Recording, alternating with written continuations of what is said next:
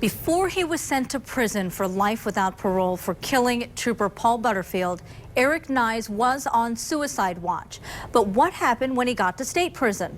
Tonight, we're trying to learn more about how Knysz nearly took his own life just days after getting to prison. 24 News 8's Ken Kolker is in Jackson, where Knysz is still in the hospital.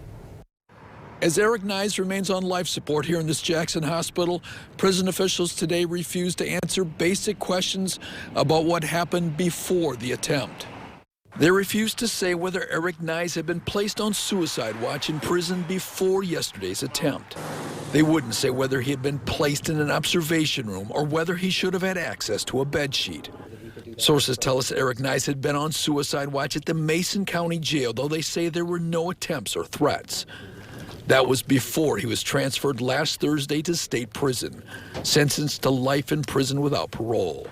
He was sent where incoming state prisoners first go for screening, to the Reception and Guidance Center in Jackson. Then yesterday, 4 days later, he tried to kill himself with a bedsheet in his cell at the reception center.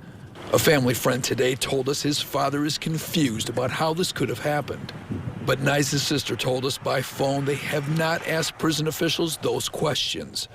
They say prison officials were being, quote-unquote, gracious to her family.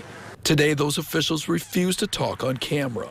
But they did send us a copy of the prison policy, which requires immediate screening for any incoming prisoners who might be suicidal.